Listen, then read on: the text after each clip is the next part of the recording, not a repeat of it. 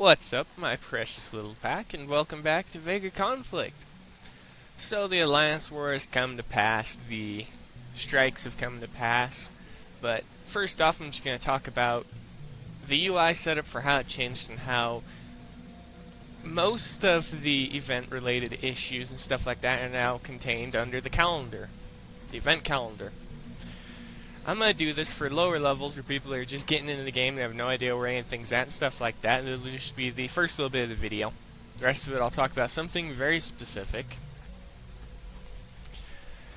But first off, everything is under the calendar, which is up over here. You can see it. It looks like a calendar and everything. You can open it up. It'll tell you the events that are going on. They'll be orange and highlighted. And it says the end in. Ones that are already over will be blue.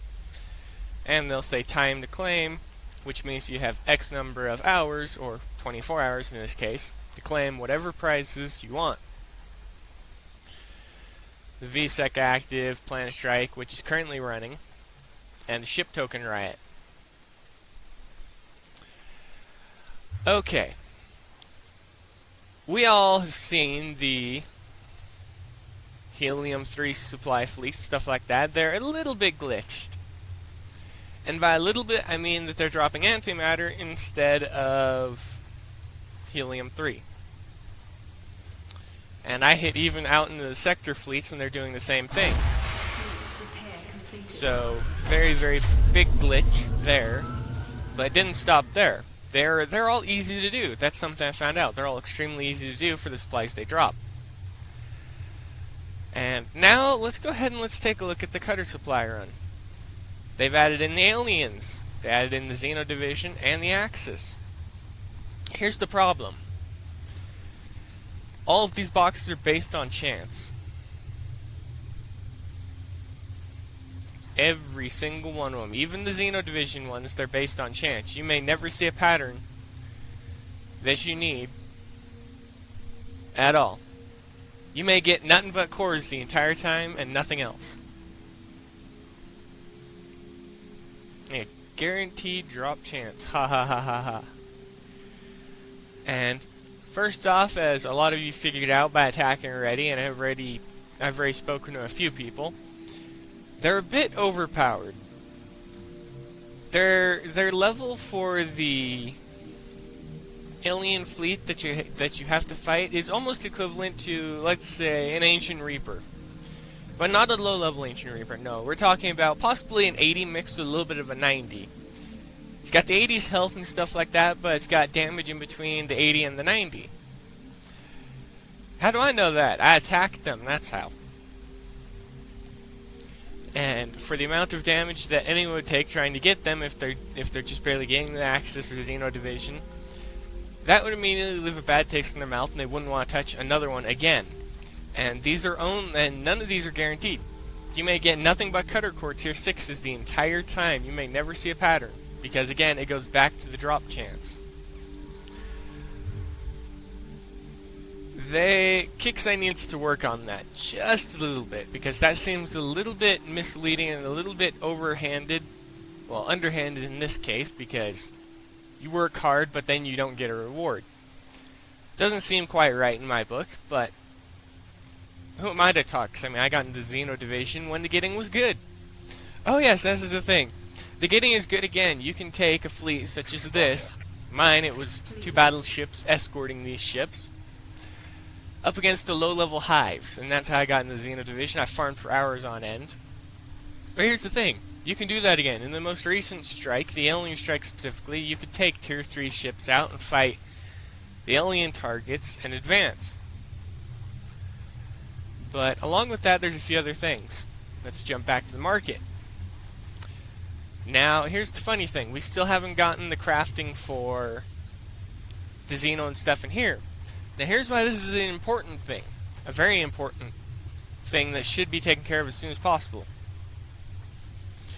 All of these pattern boxes, they guaranteed to drop them. It even says right here, so you can get up to Mark 5. They give you exactly what you need, pattern-wise, to be able to upgrade. You just have to be able to provide the supplies, in this case, the Blood Amber, the tier 5 frigate cores, 4 of them, and the armaments from that faction to be able to upgrade. That's one of the reasons I like these boxes over the random chance boxes, because you get the Blood Amber, you can buy one, you don't have to worry about farming up the patterns. You just have to worry about getting cores, and I've gotten more cores than anything else from any of the fleets and stuff like that. So they'd be your best chance at advancing. That isn't the only thing.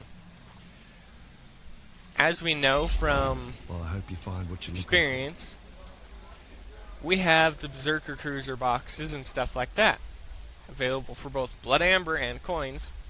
And here's something I don't like. For you people who coin, you're being ripped off for a change and not us. Take a close look at the price. We pay 30 Blood Amber, which is only 2 days of doing the missions, the daily missions.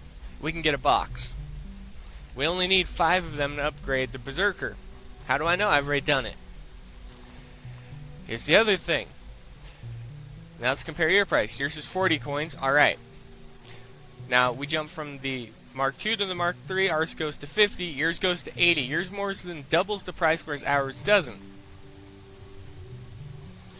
That's a bit of a slap to the face, don't you think? For any of you who pay to play the game. But next up, you'd have to get, I believe it's 8 Mark III crafting boxes to get your Berserkers up to Mark III. So you'd have to multiply everything by each multiple. So I'd need 150, which I already got, I've already done. And then I would need 400. Easy. Very easy. Just do the daily missions. But there's quite a lot in here. And jumping back into here, there was something, I can't remember what it was. But the price just jumps up and skyrockets. Where was it? Better yet, what was it?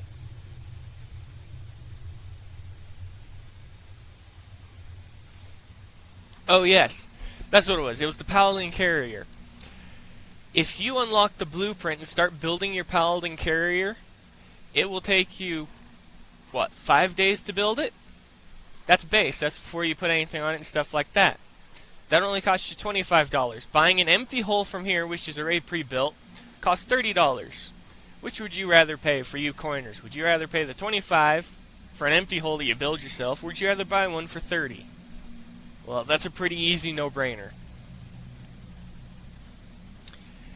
And everything in here is slowly becoming available for Blood Amber, so... Oh yeah. And then there's the agility support fields, the harmonic versions. These are so overpriced, it's not even funny. But then again, when you look at the build time on them of a 9-day build time, that actually saves you a little bit of time. And money. But there's a lot in here. And most of the stuff is available for credits. And you can get it at Blood Amber prices. So let's jump up to a few different credits. Right here. Harmonic Chase Thruster 3. That would take about 10 days to get me the Blood Amber I need if I had none. Then it would be an instant equip on any ship I want to put it on. Any of them. All of these are credits. With the exception of this. But here's another thing I have a little problem with. Kickstarter hasn't made readily available certain upgrade packs to be able to build. And now here's something else. This will take me 40 days, so a little over a month to be able to, if I do every daily mission, to get and unlock a Guardian Cruiser in here. You guys have to pay $20 for it. That's a bit steep, but then again, that's cheaper than that base, and I can say that because the Guardian Cruiser takes 5 days at base to build, which is $25, $5 a day. So, unlike the Carrier, most of the other ships are actually cheaper to buy in here than to produce. But if you just save up your Blood Amber from doing your daily missions, you can buy any of them. Now on to talking about the big point. This one's going to burn all of your butts, because everyone and their brothers participated in it in some way or another, whether they wanted to or not. The Alliance Wars. This was a bit of a I'm going to give it a fail right off the bat. Fighting over the resources, that was fine. Fighting over the targets was fine because it would force people to do PvP. That was the main objective of the event. Here's where it falls flat on its face, though. The amount of time that it takes for one of the collapsed resource things to fall, and remember, I don't play constantly. Unless there's a major event or something going on that I want stuff out of, I don't play constantly. I log in every few hours. But by the time I logged in each time in the Alliance Wars, either the mining outposts had collapsed and were in the process of resetting, or were on the verge of collapse. So I didn't bother in partaking in the PvP because I wasn't interested in any of it. First off, the tier-based system where you have to unlock the solar shards to be able to unlock the tiers to get different weapons was a horrible fail. It should have been a much easier system, and for the prices and how long it would take for anyone, even a super clan, even if they controlled everything, which they didn't, it was fairly evenly balanced because every time I did log in, the ones that were controlled, they weren't controlled by the same group. They were controlled by a scatter of people. But here's the problem. You would have to control multiple nodes of the mining outposts, and then you'd have to guard them for the duration. You'd have to allow them to harvest for you over and over and build up their multiplier. Now here's the thing. I don't know how long it takes for them to collapse. Is it hours? Because I would hope so, because the multiplier builds up over a half an hour time period, and it only goes up by 1 times for every 30 minutes that I saw that they're active. So it would take you, in the duration of a 3-day event, it would take you out of the first day several hours to get a mining outpost up and operational and defend it the entire time so it gets this multiplier built up. That was a bit of a fail because most of us don't play for hours because we play with long repair time fleets, and instant fleets never stood a chance in them. I was listening to people and they were hitting them with different ships, and I actually watched someone go in with instant ran cores. The fitting could have been a longer ranged fitting and it may have worked better, but ultimately the bases were also a little overpowered. Again, a bit of a fail. But now let's take a look at the prizes themselves, specifically the Vanquisher Carrier, which was 1,500,000 intel. Let's say I went out and I wanted to earn that intel, and let's say I had the solar shards. I'd have to destroy, and you did have to destroy. If a single enemy ship was left, you get 0 points payout for an attack. You literally had to destroy the ships and win. So if I attacked somebody else, I would have to go through quite a lot of damage to do so. And it didn't get any better, because the payout for our fleets, even our high levels, was mediocre at best, and they have a long repair time. So let's say I had a level 100 fleet, I would get what, 450,000 was it, or was it 600,000? Except for a level 100 fleet would be about a 3-day repair time. That's not even close to being able to get the Vanquisher Carrier for that fleet level.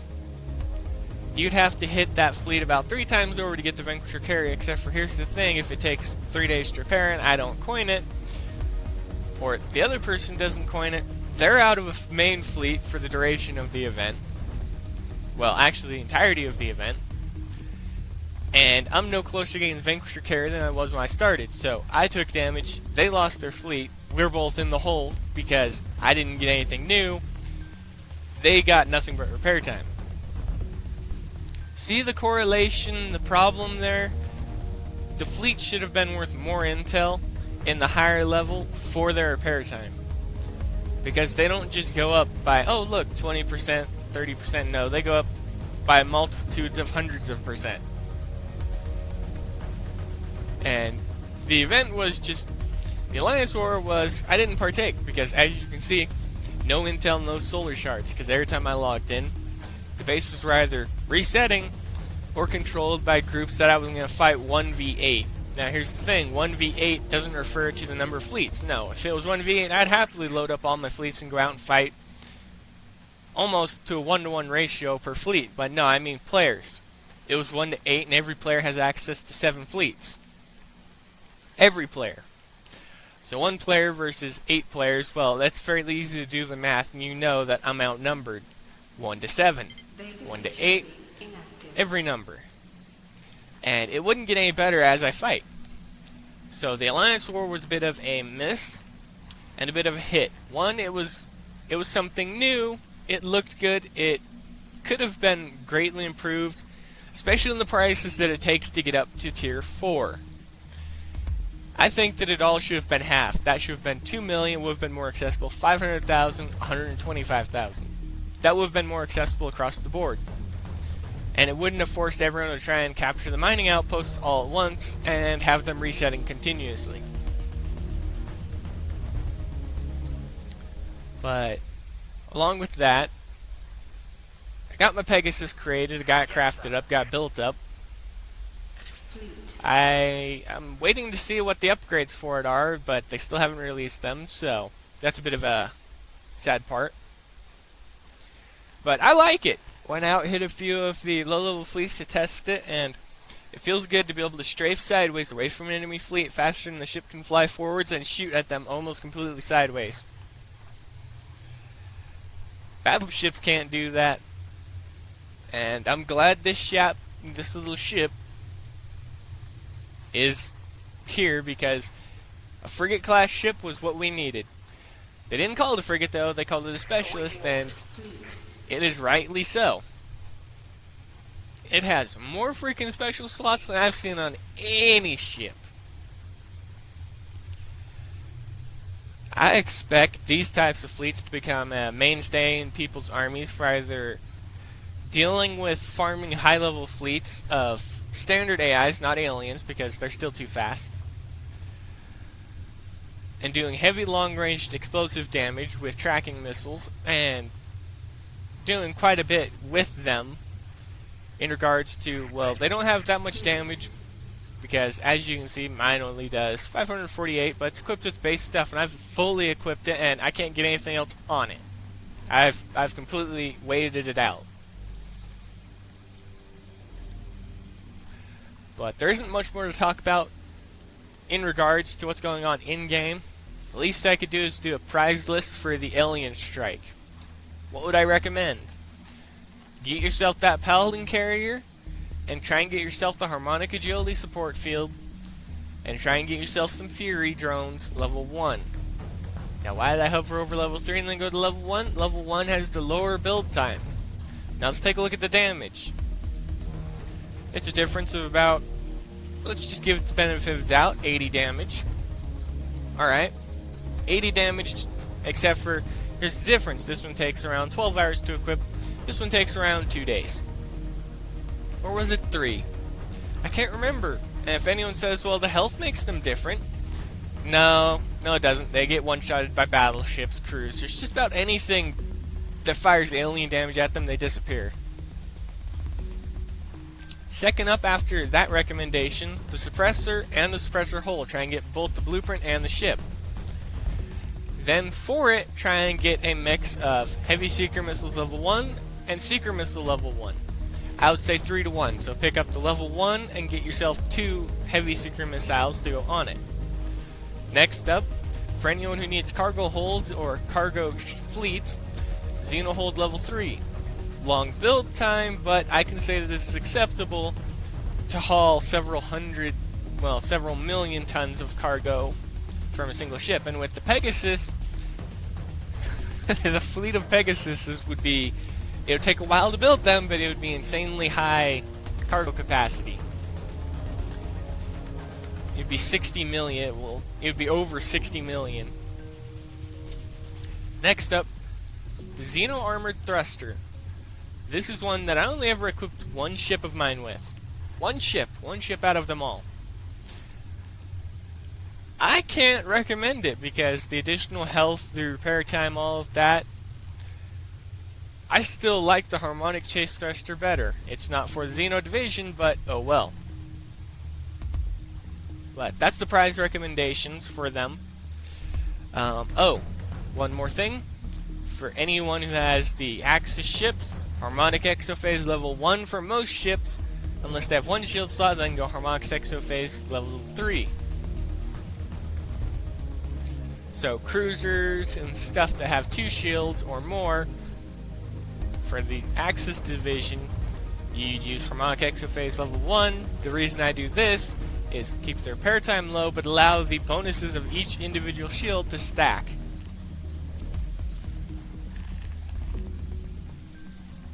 But that's going to be it. I'll show off this ship later after I play with it a bit more and find out its weaknesses as well as its strengths. But I'm going to go ahead and end it here.